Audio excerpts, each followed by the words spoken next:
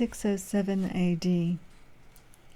It was immediately after the treaty of peace between the two crowns of Burgundy and Austrasia that Thierry of Fregarius may be credited married Ermomberga, daughter of Vitoric, King of Spain. Brunehaut, who only fought, says that Otha, to corrupt the manners of her grandson, that she might govern him with a greater authority, prevented the consummation of this marriage by the most detestable means, which rendered the new queen so odious in the eyes of the Burgundian prince that he sent her back to the king of her father, without even restoring her dower. But what reliance can be placed on a fact that requires the aid of witchcraft to support it? What credit does a historian deserve? Who can find in the works of contemporary writers not a single circumference that can tend to the confirmation of what he advances? Had Spain sustained such an insult in the person of one of her princes, she would doubtless have revenged it, or at least attempted to do so. Yet not a vestige of such a transaction is to be discovered in the annals of that nation, which was ever so feelingly alive to any attack on her honour. Would Jonas the monk, whom credulity or adulation induced wantonly to calumniate Brunehaut, have forgotten a circumstance. I've forgotten a circumstance. Oh, we're talking about circumferencing the world here. I've forgotten a circumstance so degrading to her character. Oh, that'll be my next series on Sir Francis Drake. It's probably out there, but I don't have it on hand. Let's see where we're at. Yeah, I guess so. Where am I? We're at this circumstance of degrading to her character. He wrote before Fregarius and laboured under the same prejudices as that author. Like him, he wishes to persuade us that she was ever anxious to prevent the King of Burgundy from forming a lawful connection. Yet he observes a profound silence with regard to this pretended marriage, which we must therefore conclude to be a mere fiction. The name of Jonas reminds us of other scandalous invectives, which he propagated against the memory of Brunehaut and her grandson. This hermit, too credulous for an historian, too impassioned for a monk, relates that Thierry had 4 children, not one of whom was born in marriage. Colomban,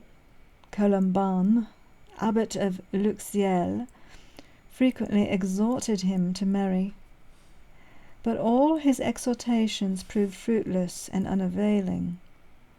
One day, when that holy man went to visit the queen, she introduced the king's 4 sons to him, requesting him to give them his benediction. "Do not imagine," replied the monk, "that these children which are born in infamy shall ever wear the crown." This brutal exclamation, inducing the queen to withhold the provisions for which she had been accustomed to send to the convent, the zealous reformer went to complain to Thierry, who sent him the most delicate viands and wines of the most exquisite flavour, all of which Colomban threw away, crying out in the ardour of his zeal,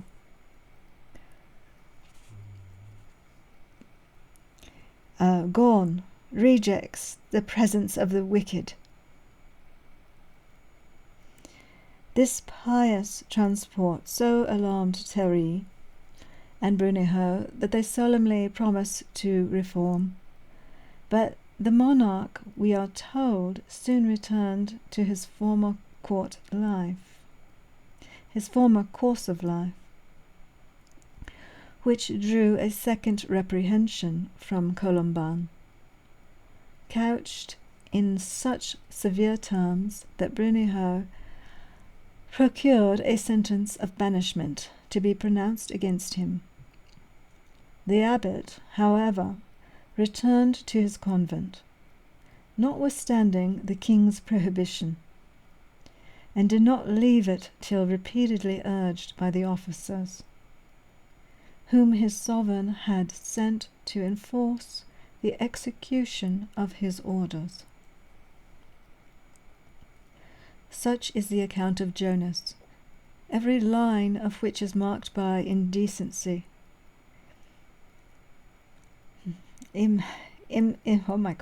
imposition, and absurdity.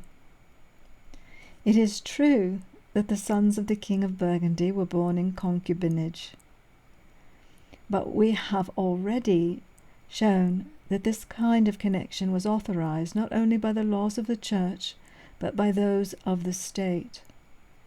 No faithful historian would have concealed so essential a circumstance. Even Fredegarius, who is sometimes obliged to yield to the superior power of truth, remarks that these princes had for their godfathers the most pious prelates in the dominions of Thierry. It is credible, then, that so many personages of that description, compelled by their station to the repression of scandal, should have sanctioned such a proceeding, by their silence, when a simple monk was so loud in his censures. It is likely that Saint Gregory, who, too, could not possibly be ignorant either of Thierry's conduct or his grandmother's approbation of it, should have been silent on an occasion in which religion was so deeply concerned. Was the sacred flame of holy zeal so totally extinguished in the bosoms of the Pope and the prelates that not a single spark was to be discovered anywhere but in the breast of the good abbot of Luxeuil? But the partial panegyrift of the Colomban loses himself most when he converts the most unequivocal objects of censure into grounds for condemnation. Such are the benediction which he tells us was so brutally refused to children whose birth, even if illegitimate, could not exclude them from regeneration in Jesus Christ.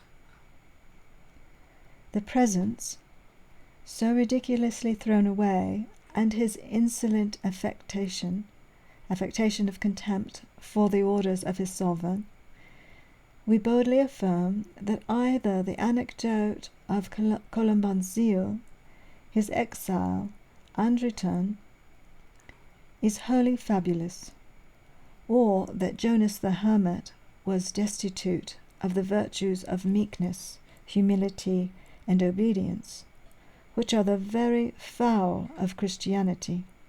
I am so sorry, which are the very soul of Christianity. Meekness, humility, and obedience.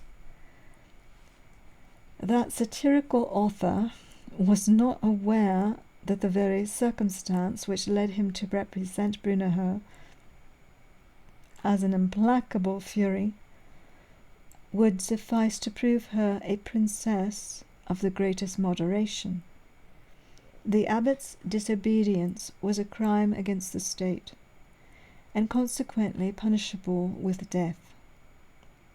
A sentence of banishment, therefore, was proof of clemency. 610. Theodebert began to be impatient at the dismemberment of his dominions by taking from him Alsace, Sund, Gau, Thurgau, and part of Champagne.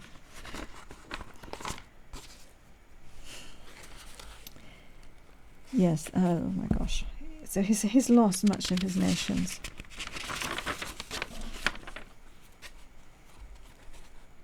He had long formed a project for reuniting these territories to his crown.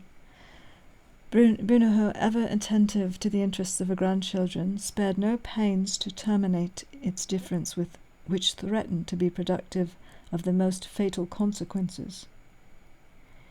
Belishida, formerly a slave belonging to that princess, but now Queen of Austrasia, a woman whose virtue was equal to her charms, had acquired a great ascendancy over the mind of her husband, and would have deterred him from the pursuit of hostile measures. But for the intervention of his for the intervention of his courtiers, who breathed nothing but war, at this time there appeared at the court of Austrasia a young woman of uncommon beauty named Thudik Shilda, for whom the king conceiving of violent passion, he resolved to marry her. But as Belishilda proved an obstacle to this alliance, the barbarian treated her as a slave, over whom he enjoyed the right of life and death, and stabbed her with his own hand. The Austrasian nobles, having now no rival in the councils of their sovereign, easily persuaded him to commence hostilities against his brother.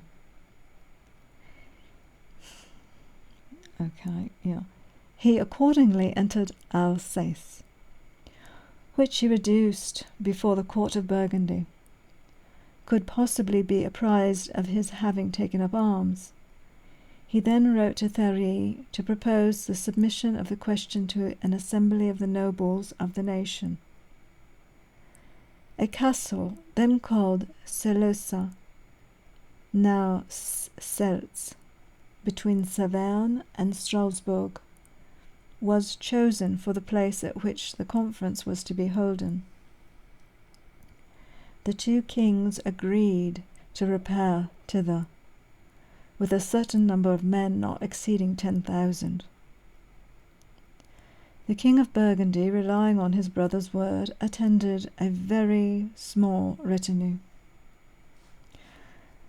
He was followed by Theodebert, whose suite was apparently not more numerous, but the troops which he had distributed in different parts, suddenly uniting, invested Thierry, and pressed him so closely that in order to escape the danger that threatened him, he found himself obliged to sign whatever his brother required.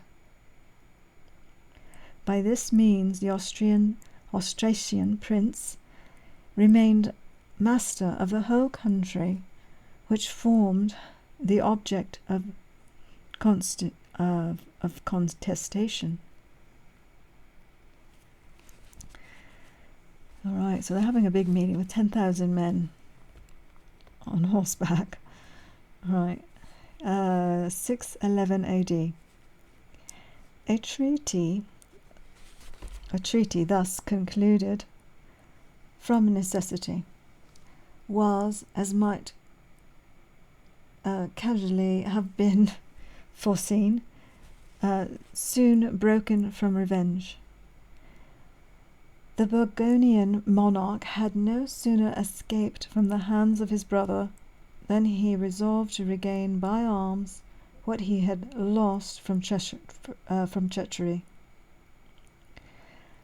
But in order to secure the King of Soissons, he engaged to promote the restitution of all that country which the Austrasians had usurped from him, between the Oise and the Seine, On these conditions Clotaire promised to observe a strict neutrality, and he performed his promise with the most rigid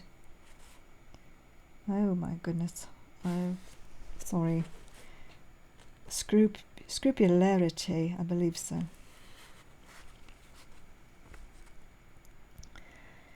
As soon as the season would permit, Théry opened the campaign and advanced towards Andelot.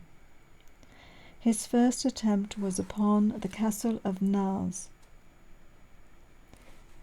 supposed to be Little Nancy or Nansois, which he had but just reduced when the army of Theobald came into sight.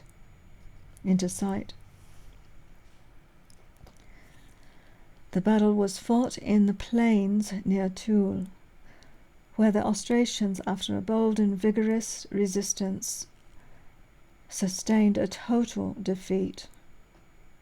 The king, being obliged to fly, retired first to Metz, and then to Cologne, where he received a considerable reinforcement, composed of Saxons, Thuringians, and other nations of that part of Germany which belonged to France. That was a kind of, corps nation, a core nation of that part of Germany, which belonged to France. In the core nation, a corps de réserve, we'll call it.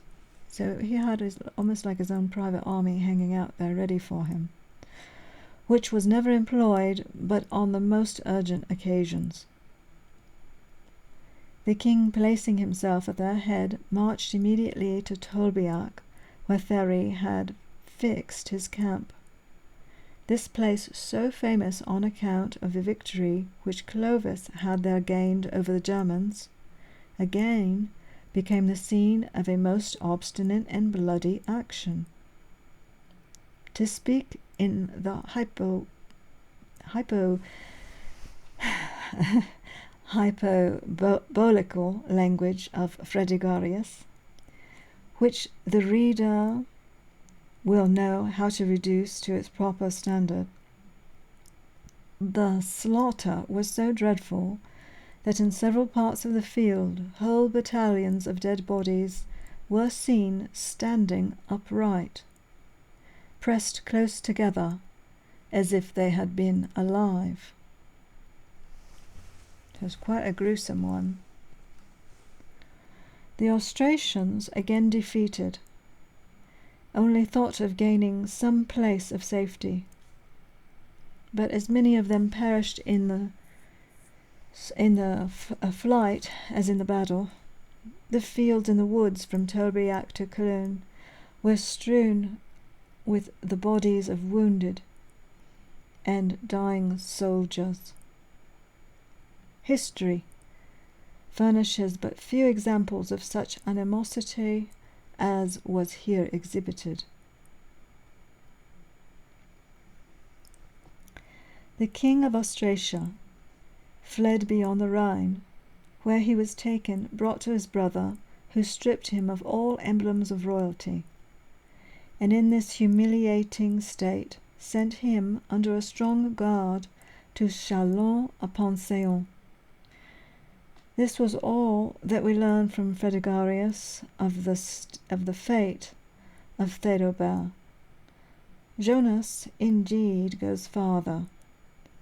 He says that Queen Brunehaut ordered his hair to be cut off, and then compelled him to embrace a religious life, and that these precautions, proving inadequate to satisfy this wicked woman, she at length determined to murder him. But he is the only one of the ancient historians who mentions this circumstance, which is not noticed even by those writers who are most inveterate in the abuse of that princess. Another monk and the author of the book entitled The Actions of the Kings of France both say, on the contrary, that Theodobert, after his defeat, fled to Cologne, where he was besieged by the King of Burgundy. The inhabitants of that city, in order to obtain better terms for themselves, conspired against his life, cut off his head, and threw it over the walls. It was only on such conditions, which reflect equal dishonour on the person who exacted, and on those who submitted to them, that they could obtain peace from the conqueror.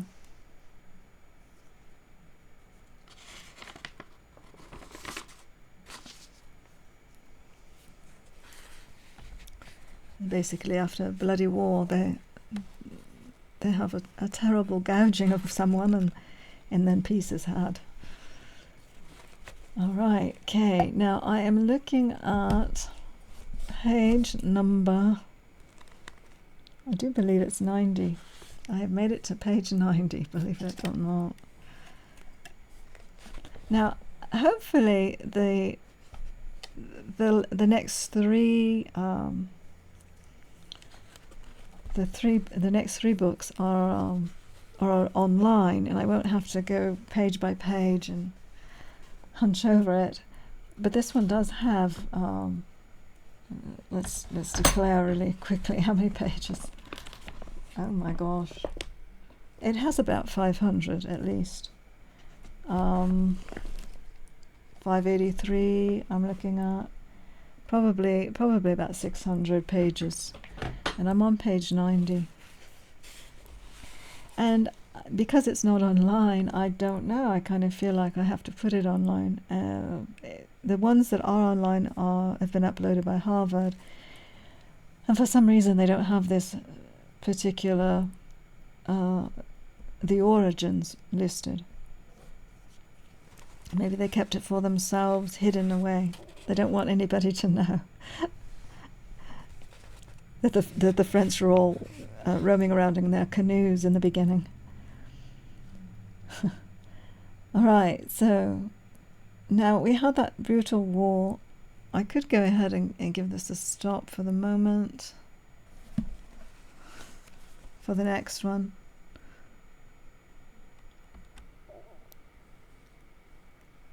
Okay, so my obligatory duty for all mankind, the history of France.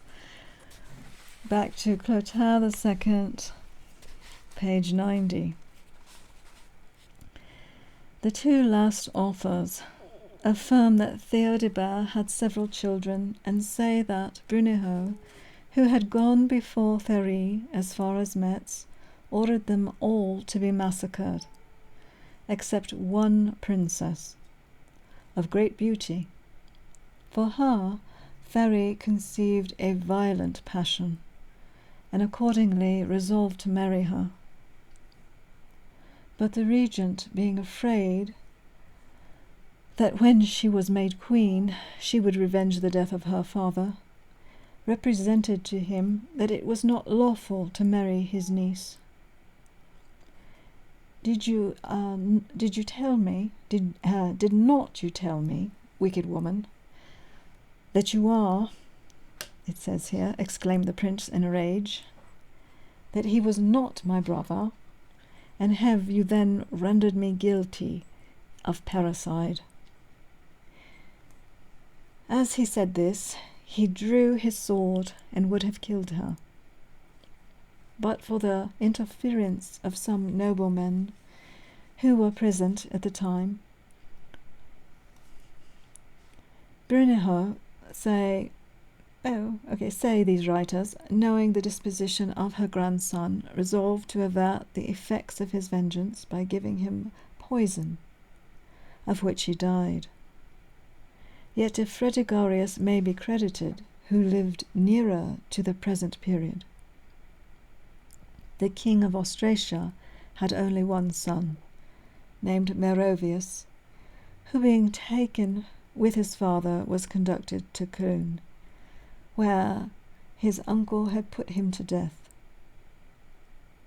This account is less liable to suspicion, as it comes from a pen which appears only to have been employed for the purpose of calumniating Brunehaut. We shall show from the evidence of the same historian that the death of Burgundian monarch is ascribed to her with equal injustice. The fact is thus related by him. 613. Clotaire, on the news of the defeat and capture of Theodebert, seized the duchy of Lentillinenus, which he had been promised him as a reward for his neutrality. But the King of Burgundy, who made no scruple to violate the faith of treaties, summoned him to withdraw his troops, and ordered his ambassadors to declare war against him in case of refusal.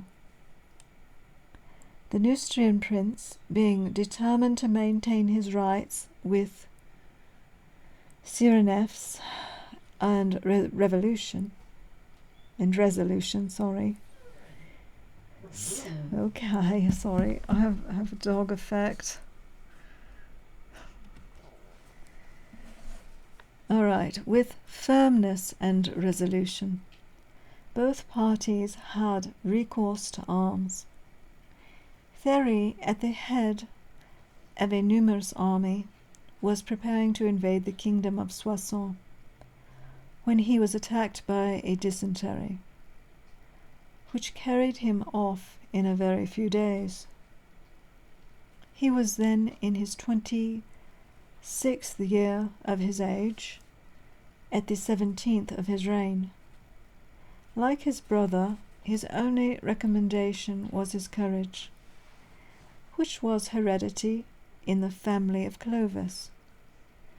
This is the Spanish Goths experienced under the reign of Gondemar, who, if Mariana may be credited, was tributary to the French monarchs, which he says may be proved by the testimony of Bulgarin, whose letters are still preserved in the archives of Alcala and Oviedo.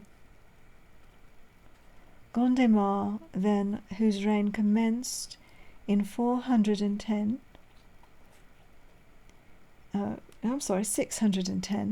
and finished in 613, only 3 years, could have been subjected to pay tribute by the two princes who had held the reins of empire in France.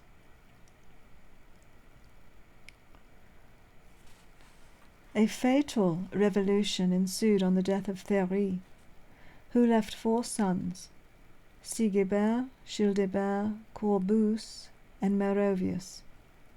The eldest of these was only in his 11th year, and Brunehaut took every method to secure him to the double crown of his father. But she betrayed on all sides.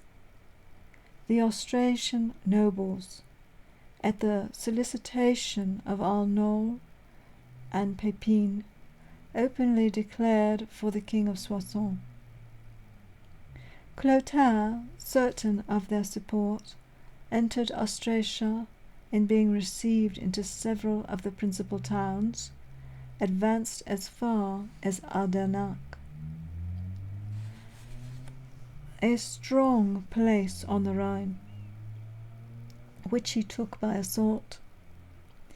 There he gave audience to the ambassadors sent by Brunehaut to complain of his irruption into a kingdom that belonged to the children of Thierry. The monarch, assuming a semblance of moderation that was foreign from his heart, told the envoys that he was willing to submit the decision of this affair to an assembly of the nobles. The queen, expecting a similar answer, had sent Sigebert into Thuringia, where she hoped his presence would engage the inhabitants to declare in his favour. But Garnier, the mayor of the Palace of Burgundy, who attended him, held a correspondence with the King of Soissons, and in obedience to his instructions obtained a promise from the Thuringians that they would not only refrain from taking any steps in favour of Sigebert, but that they would immediately recall the troops from some of them, the troops from some of them had already sent into France. To reverse the troops, having thus secured this people, he took the young prince to Worms, where Brunehaut then was, and persuaded that princess to return to Burgundy, where, he said, she would find the inhabitants more submissive to her orders and more faithful to her children. The motive allegedly was sufficiently specious to deceive her. She therefore went into Burgundy, but Garnier found means to engage the Burgundian nobles to acknowledge Clotaire for their sovereign. It was then agreed to put Brunehaut and the young princes to death. The plot was conducted with such secrecy that she did not entertain the smallest suspicion of it. Though the Austrasians might veil their conduct beneath the specious pretext of revenge for the death of their king, Theodobert, the detection of the Burgundians could admit of no palliation. To join some modern writers in the assertion that the children of Thierry were illegitimate would betray an ignorance of the first principles of the ancient law of France. We have already proved that it was customary in those times to admit to the succession not only bastards and sons of concubines, but even the polluted offsprings of incest or adultery. Witness Theobald, who succeeded Theodebert, though sprung from Diotia, who was a married woman, and Chilperic also, who was admitted to an equal division with his brothers, although the son of Aragonda, sister to Ingonda, both of them wives to Clotaire I, and at the same time.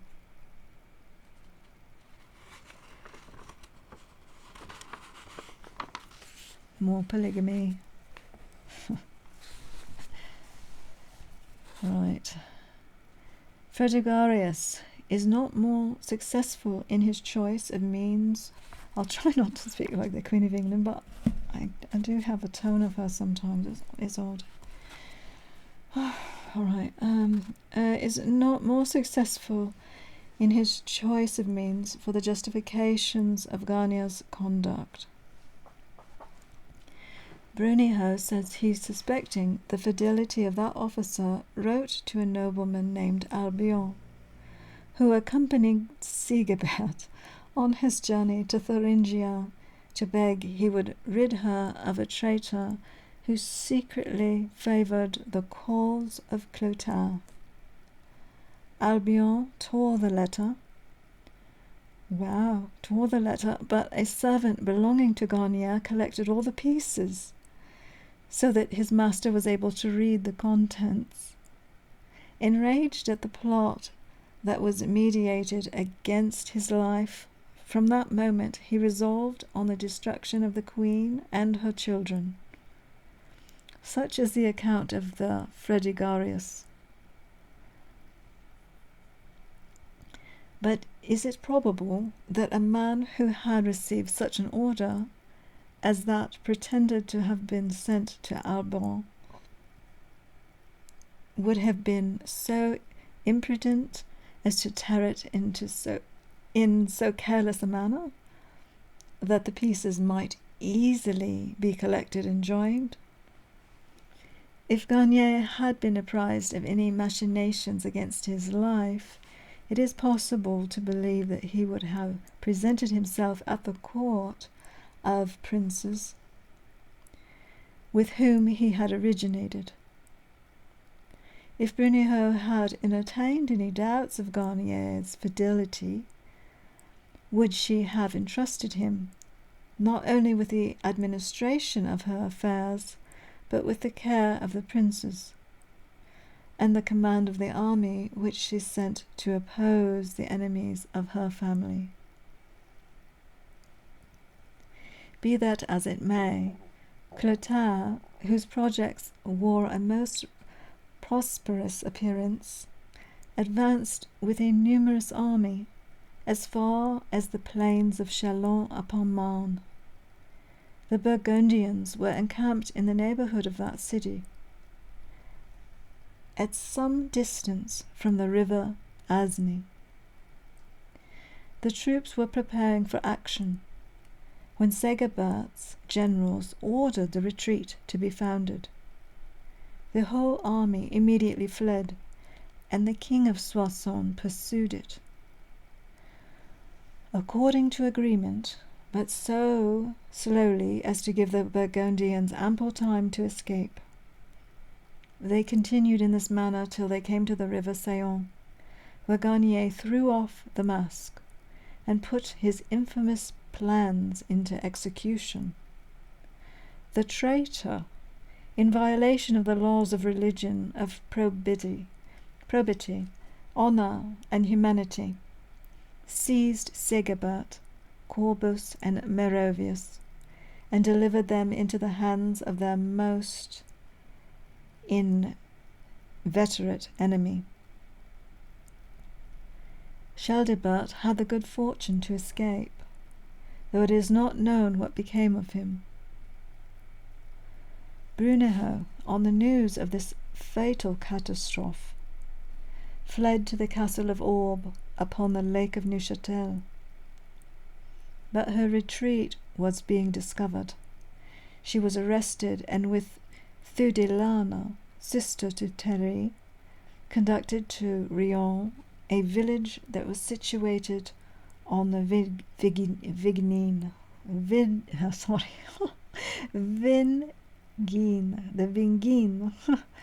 where Clotaire had fixed his camp. It could still be there, that name, Vingine. All right. An ancient author affirms that this princess had the 4 children of Fleury murdered herself. Oh my gosh. And that she presented herself to the usurper, decorated with all the embellishments of youth, in the hope of inspiring him with love and of inducing him to marry her.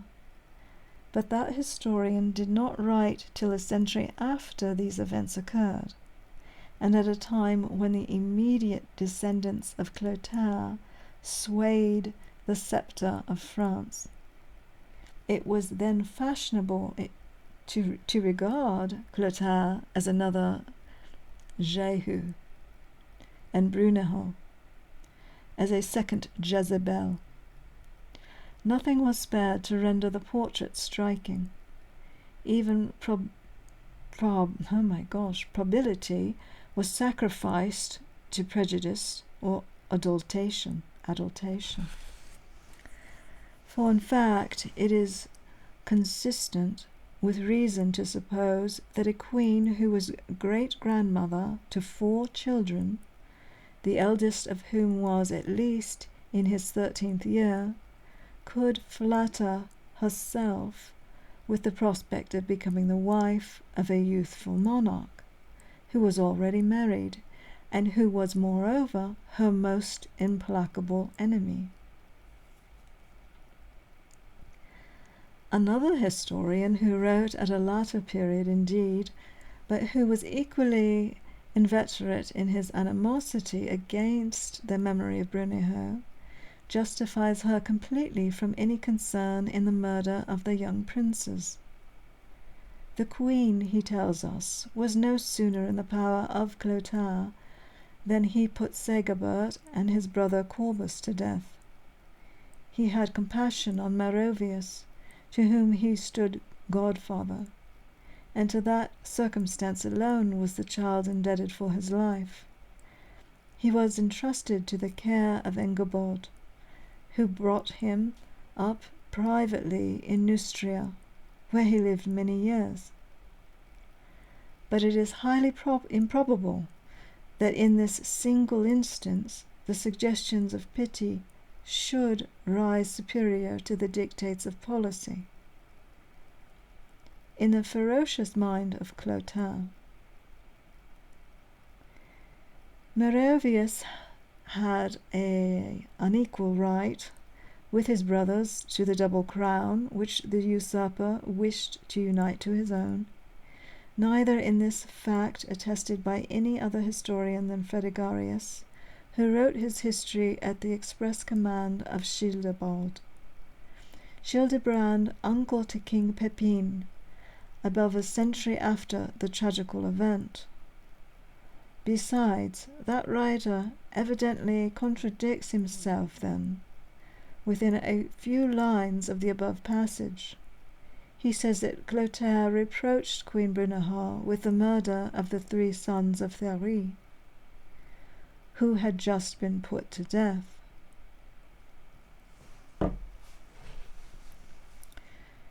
This cruel execution was succeeded by another, still more barbarous. Brunehaut remained. Childebert was still alive. The vengeance of Clotaire was but partially gratified. His fears were but partially dispelled. He ordered that princess to be brought before him at the head of his army, where in a manner equally indecent and unjust he reproached her with crimes which had chiefly been committed by his mother or himself. The troops, inflamed by his remarks, called loudly for her death. During 3 days she was exposed to the insults and derision of the army, mounted on a camel, and paraded around the camp on the 4th. On the 4th day she was tied to the tail of a horse that had never been broken, and dashed to pieces on the ground. What remained of her body was thrown into the flames and reduced to ashes. The horror, which of such barbarity, my God, barbarity indeed, was calculated to excite, acquires double force on the perusal of Fredegarius, who concludes this account of this infamous transaction by a panegyric on the humanity of Clotaire. He was a prince, says that author, who feared God, was of a gentle disposition, and an incredible suavity of manners. Anyway, so the 3 sons are dead, and so is now Brunehaut, apparently pummeled by a horse that had never been broken.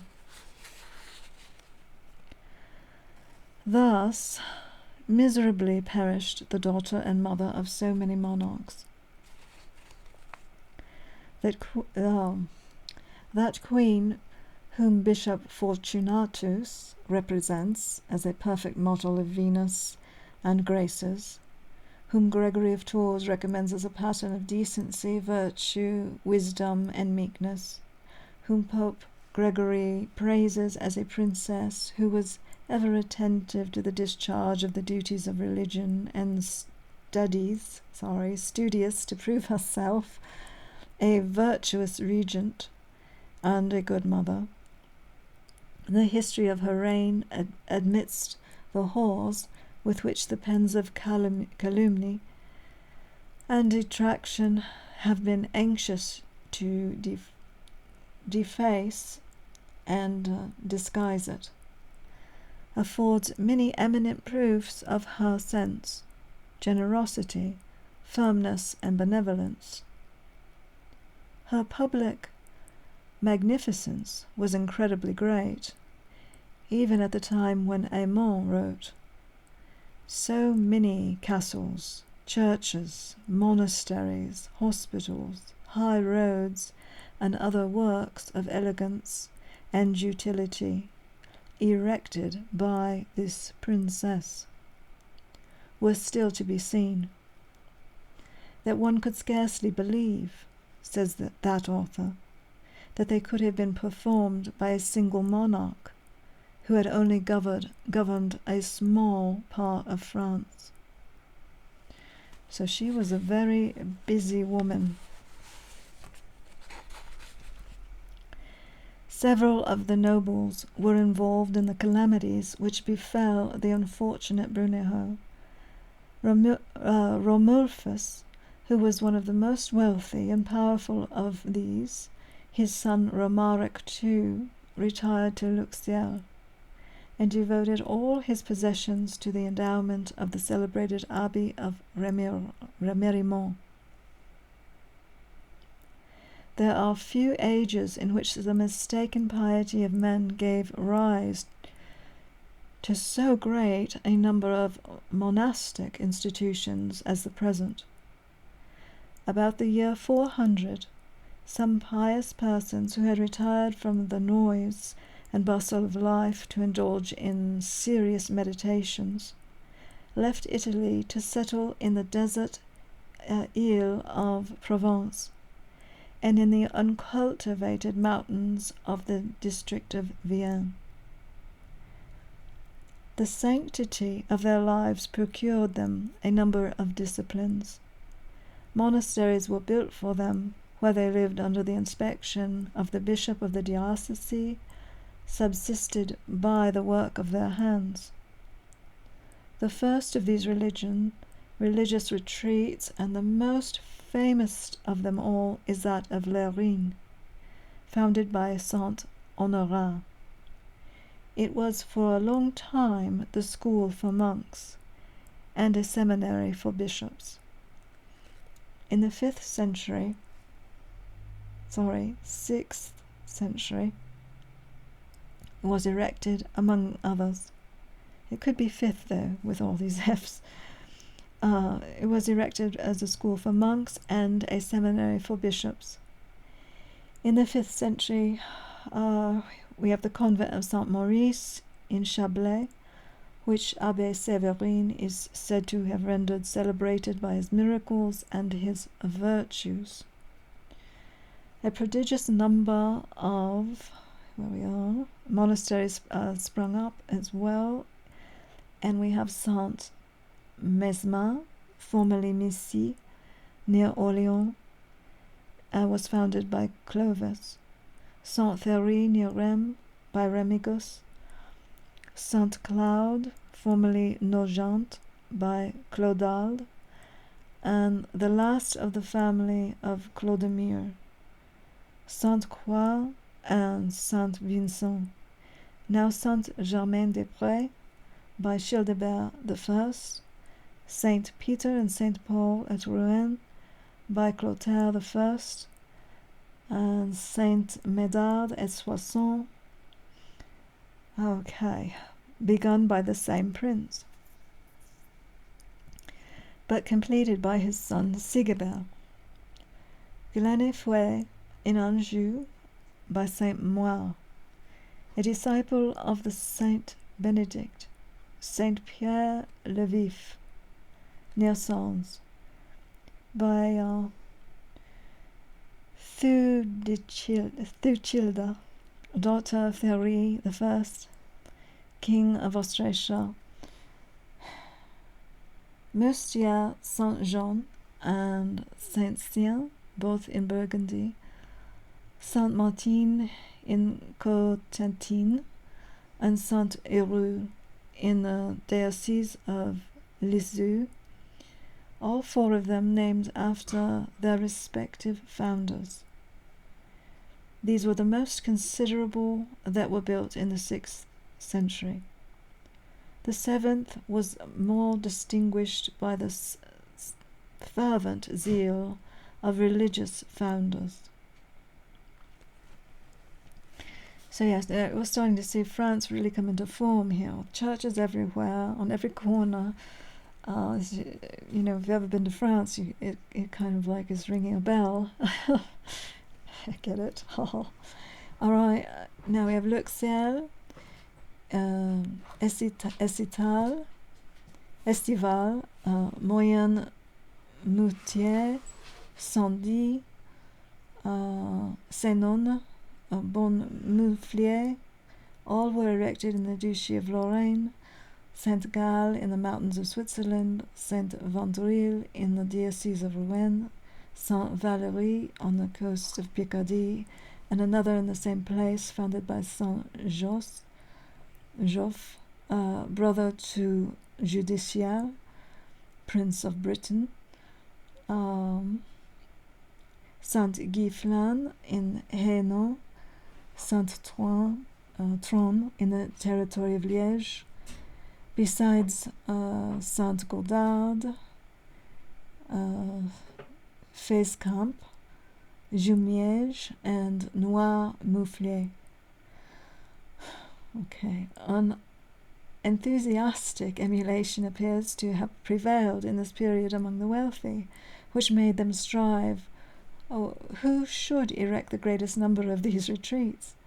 The most distinguished erections which resulted from the pious contest were Saint Marcel in the forest of Bref, founded by King Gontran, Saint Martin et Autun by Queen Brunehaut for the reception of 300 monks, Saint Denis in the Ile of France by Dagobert I, as much celebrated for the richness of its revenues as the magnificence of its buildings. Corbie by Queen Bathilda, Stavello in the Ardennes, Malmedy in the Diocese of Liège, Saint Martin in the fields near Metz by King Sigebert, Saint Wast et Arras by Thierry III, and Surgoub, Halifax, Cornicbrook, and Saint Sigismund in Alsace by Dagobert II. The queen's princesses and women of quality were not less zealous than their husbands in the encouragement of a monastic life. Many celebrated abbeys were built at this period, where young women of condition found an asylum for their virtue. Widows have found a place of refuge in the hour of calamity, and queens a peaceful shelter from the tumultuous embarrassments of royalty. Sainte-Croix at Poitiers owes its establishment to Radegonde, wife to Clotaire I, who, preferring the sweets of religion to the pleasures of matrimony, left her husband and, taking the veil, passed the remainder of her days at the convent. Matilda found the famous monastery of Notre Dame at Chelles, where she fixed her residence after completing the education of her royal son. Irmina, the daughter of Dagobert II, was the founder and first abbess of that of Aucren. The convent of Notre Dame at Soissons, of which several princesses have been abbesses, was erected by Lutruda, wife to Ebroin, mayor of the palace to Thierry III. Glodifina, or Glofina, daughter of Wintrian, Duke of Champagne, instituted that at Metz, which still bears her name. Fair Moutier, Ambry, owes its origin to the illustrious Farah. sister to Pharaoh, bishop of Meaux. Bega, widow of Anchil, son of Saint Arnaud, and daughter of Pépine. The old founded that at Andain, which is now a college of secular maidens. And Aldegonda and Valtruda, two sisters, erected the convent at Maubeuge. It would be an endless talk to specify every monastic institution erected by women in those times. It is sufficient to observe that the weaker sex were not less eager than men to endure the fatigues and austerity of a life of penitence and mortification. There were formerly several classes of monks or hermits. Some of them lived in community under the conduct of a superior. These were the Cenobites. Others, impelled by a desire of attaining to a greater degree of perfection, retired to the most horrid deserts. These were hermits, or anchorites. A third class travelled from province to province, either to visit holy places or to gain instruction from those who were most celebrated for their sanctity. Such were called pilgrims. A fourth either built cells in towers, or else shut themselves up in dreary caverns. These were named reclus. There were also societies consisting of 3 or 4 persons who lived together, without any head or chief, neither restrained by rules nor confined by vows. Most of them distributed their fortunes among the poor, but they were under no obligation to do so, nor did the laws exclude them from the possession of estates. On their return to the world, though such a return was regarded as a shameful desertion. All right, so we have all of these women of the towns building these monasteries, and it's become the fashion to even leave your husband and become a nun. And here we have now the 4 namings of all of the monks, and I'll read them again because I think they're quite clever. We have the Cenobites, the Anchorites, also known as hermits, the pilgrims, and the reclus. Wow. All right, so I think I'm going to take a break right about now.